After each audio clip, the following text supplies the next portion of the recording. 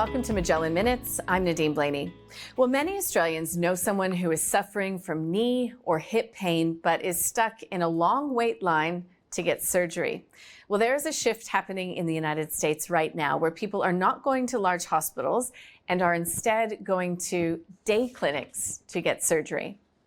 So in this next bit, we'll take a look at what that potentially means here in Australia, as patients are able to go home potentially even on the same day. We'll also take a closer look at what companies are very well positioned to take advantage of this emerging trend. And for that, investment analyst Lucina Martin joins me now. Lucina, nice to see you. Thanks. Thank you. So just to start us off, what exactly is changing and why now? Yeah, so in the US, we're seeing quite a wide range of procedures moving from what you would say is your traditional sort of big hospital, and they're moving into these smaller facilities, which they call ambulatory surgery centres in the US, or ASCs. They're best known in Australia as maybe like a day surgery clinic. So what's happening, and a little bit of background on this, is these are not new concepts. We do see, procedures that are performed more routinely in these facilities. So if you think about if you've had a screening for bowel disease through a procedure called a colonoscopy or endoscopy, those are the types of things that are already quite routinely done here.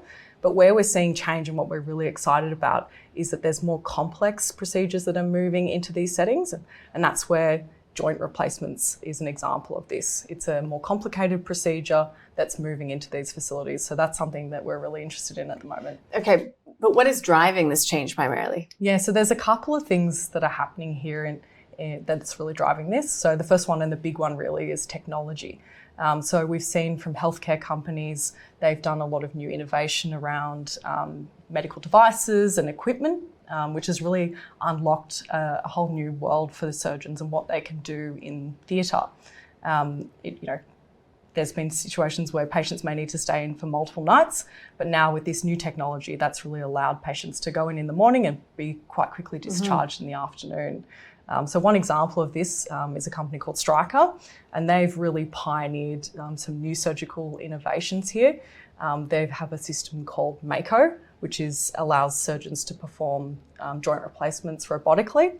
So that's really allowed patients to come through, surgeons plan and perform these procedures more accurately, and that leads to shorter procedure times and better health outcomes for patients as well. So that's the first one, really. Yeah, so number one is technology. What's number two? Yeah, so the second one is around the cost aspect. So these facilities, they are much cheaper to run. So when you think about a big hospital, they have lots of different wards, maybe some overnight staffing, which is more costly, or even ICU wards as well. So you think about in a day surgery clinic, it's much more simple, less complex, cheaper. You don't need all of these things.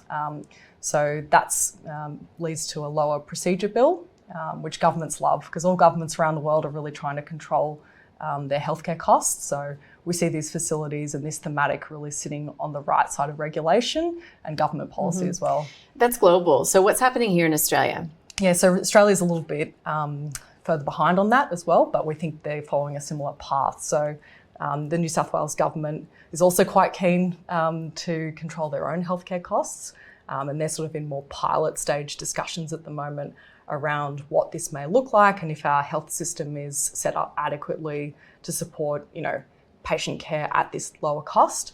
So we really think that the US playbook is relevant here, and we think that the Australians will be able to access this too one day.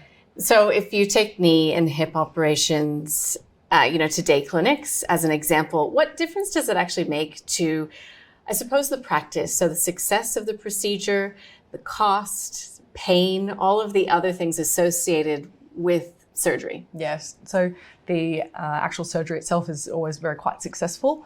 And we see sort of a couple of things that are made different by these clinics. So you see patient wait lists and wait times actually quite significantly reduced because of these facilities. So again, you think about the patients that are visiting these facilities, it's a much more homogenous and sort of repeatable process. So you have a surgeon team that comes in, they may do many similar procedures back to back, almost works a bit like a conveyor belt. They have the same operating room equipment, the same tools, there's no downtime that's required to reconfigure the operating room. So that's really efficient, and that translates to just shorter patient wait times, which is really great to have greater access to healthcare. And the second one is around, again, sort of cost aspect. When you think about patients and insurers and governments and Medicare systems will fund a lot of the procedure, but oftentimes there's still an out-of-pocket cost element that the patient will have to bear.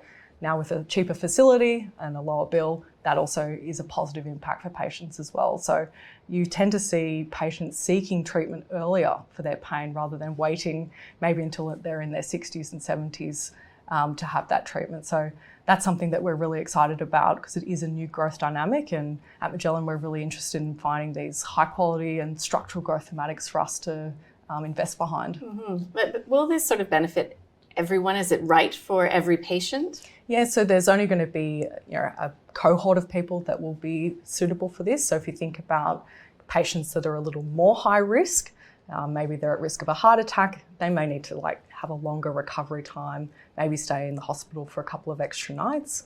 But for the people who are young and fit, they're definitely perfect candidates for this. So we see 1 in 5 patients currently in the US being treated in these facilities, and we think over this 5-year horizon, which we think it'll play out over, that it will rise to about 1 in 2.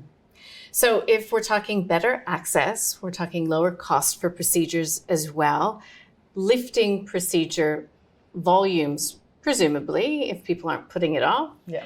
And more accessible, of course, as well. So what does this mean for the manufacturers of the actual new hips and knees and joints? Yeah, so it's a really big opportunity for them. So when we talked about the company before, Stryker, they're one of the leaders in this market, and they're going to be a great beneficiary of this. So when we think about what sort of constitutes success for them, it's really going to revolve around that Mako robotic platform for them, how they can approach customers with this. And we don't think that this is just the procedure volume acceleration that's going to benefit them, but there's actually a really interesting share opportunity for them as well. So when we think about these day clinics, they're going to be quite keen adopters of robotic techniques. Again, the efficiency aspect, the robotic platform will allow surgeons to complete more procedures in a day and really play into that efficiency theme. And the second aspect of why Stryker is going to win in this environment is that they have the leading platform for robotic surgery. There are other competitors in the market, but they're really not up to the same standard as Stryker. So they have a really dominant number 1 position in this market. And what comes with that as well, Stryker has a really loyal relationship with physicians as well. They, are with them on the whole journey of their medical schooling and training. So they, are very loyal physicians and very loyal to their brands as well, because they're the key customers really at the end of the day. So what's the time frame for this? So this is playing out primarily overseas, primarily in the US right now. So we're talking a sort of 3 to 5 year opportunity? Yeah, that's right. It'll be about, we think, around a 5-year opportunity for this to sort of go from that 1 to 5 to 1 to 2 patients as well. So I did my research, and we've talked about replacements and implants, but Stryker also, from my understanding, supplies the theater itself. So if we start to see more of these day clinics opening overseas here as well, obviously that's driving demand for their hospital room equipment. Yes, that's right. Yeah, so that's really, so it's a really interesting second opportunity for them. And they're actually in quite a unique position in the market for that. And we think about where we think procedures will shift, so from the big hospitals into these clinics, where there's actually not enough capacity at the moment to support that full movement. We're going to see more facilities be opened, and we're going to see the existing facilities actually open maybe a 3rd or even a 4th operating room. So where Stryker plays, they can sell them, as they open, new patient, fresh patient beds, operating room equipment, lights and surgical cameras and things like that really fit out the operating room.